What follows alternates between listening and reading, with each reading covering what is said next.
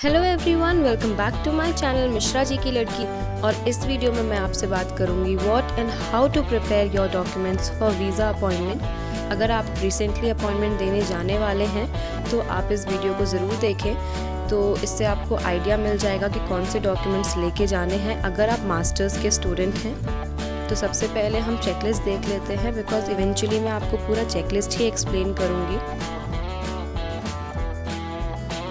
अगर आप इस चैनल पे अभी न्यू हैं तो इस वीडियो को एक लाइक कीजिएगा और प्लीज़ मेरे चैनल को सब्सक्राइब कीजिएगा।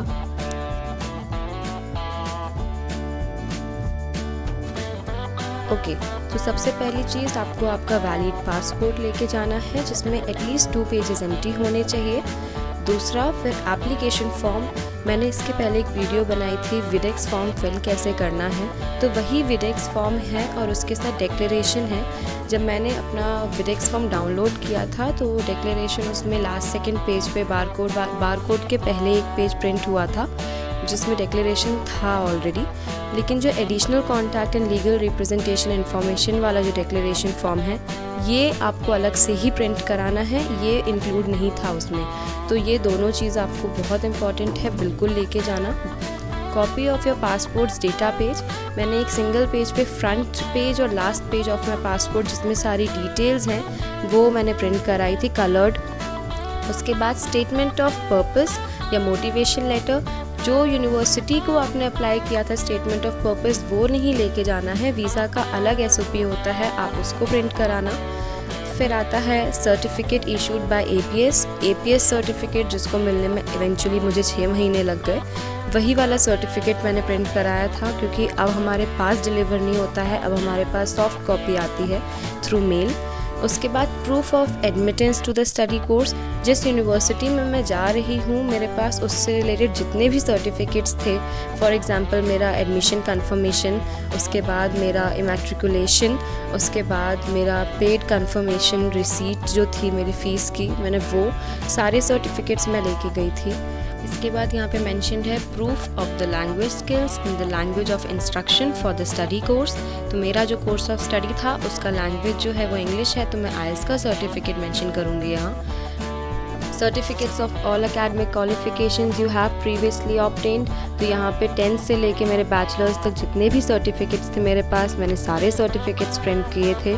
फॉर एग्जांपल मेरे 10th का मार्कशीट, 12th का मार्कशीट, उसके बाद फिर मेरे बैचलर्स का प्रोविजनल डिग्री, ओरिजिनल डिग्री, मेरे सारे सेमेस्टर के मार्कशीट, मेरा ट्रांसक्रिप्ट, और मैंने बैचलर्स के टाइम अगर जितने भी कॉम्पिटिशन में पार्टिसिपेट किया था उससे रिलेटेड जितने सर्टिफिकेट्स थे वो सारे सर्टिफिकेट्स मैंने प्रिंट किए थे।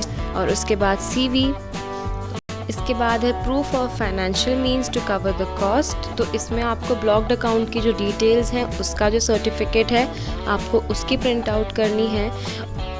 अपॉइंटमेंट के टाइम पे आपको सारे ओरिजिनल डॉक्यूमेंट्स तो लेके जाने ही हैं, लेकिन उसके साथ आपको 2 कॉपीज़ लेके जाने हैं। तो मैंने एक कलर्ड कॉपीज़ का सेट बनाया था, फ्रंट एंड बैक ओरिजिनल जैसे बिल्कुल कॉपी किया था, और दूसरा मैंने ब्लैक एंड वाइट में प्रिंट करवाया था। इस तरीके से मैं 2 कॉपीज़ लेके गई थी। और इसमें मेंशन्ड है अगर आपकी यूनिवर्सिटी कोई ट्यूशन फ़ीस चार्ज करती है तो वो भी आपको इधर पे दिखाना है। मेरी यूनिवर्सिटी पब्लिक यूनिवर्सिटी है तो उधर पे ट्यूशन फ़ीस नहीं है, सिर्फ सेमेस्टर कंट्रीब्यूशन पे करना है मुझे। तो मुझे ये एजुकेशन लोन एट्सेट्रा के डॉक्यूमेंट्स दिखाने की ज़रूरत नहीं थी, लेकिन उसके बाद भी मेरा जो सेमेस्टर कंट्रीब्यूशन मैंने पे किया था उसकी रिसीट मैं लेके गई थी कंफर्मेशन की। उसके बाद 3 passport pictures according to biometric specifications, ये आप क्लिक करवा लीजिएगा, ग्रे बैकग्राउंड के साथ क्लिक होती है ये पिक्चर। उसके बाद आता है वीज़ा फ़ीस। तो प्लीज़ कैश ही लेके जाइएगा क्योंकि दिल्ली VFS का अगर मैं आपको बताऊं वहाँ पे कार्ड या UPI से पेमेंट था ही नहीं। और जितने बच्चे जो सोच के आए थे कि वो कार्ड से पेमेंट करेंगे उनको बाहर जाना पड़ा था और उसके बाद वो बाहर से कैश लेके ही आए थे। उसके बाद ट्रैवल हेल्थ इंश्योरेंस। तो मैंने एक्सपैट्रियो से ही मैंने दोनों इंश्योरेंसेस लिए थे।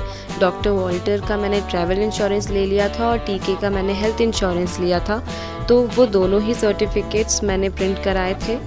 इसके अलावा मैंने 2 एफिडेविट बनवाया था, एक जिसमें स्पॉन्सरशिप था और दूसरा मेरा पासपोर्ट का एड्रेस चेंज हो गया है उससे रिलेटेड। तो मेरा जो स्पॉन्सरशिप का एफिडेविट था उसमें मैंने मेंशन किया था कि मेरे जो फादर हैं वो मेरे पूरे एक्सपेंसेस बियर करने वाले हैं, मेरा ब्लॉक्ड अकाउंट उन्होंने ही बनाया है।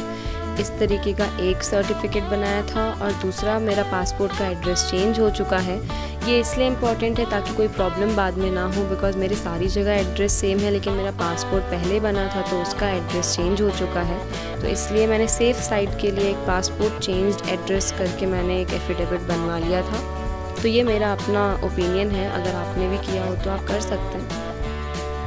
और इसके बाद अपॉइंटमेंट वाले दिन क्या हुआ, कैसे सारी चीज़ें वहाँ पे हुई थी, इस चीज़ को लेके मैं दूसरी वीडियो आपको 1-2 दिन में अपलोड कर दूँगी। So that's it. इसी तरीके से मैंने सारे डॉक्यूमेंट्स अरेंज किए थे मेरे वीज़ा अपॉइंटमेंट के पहले।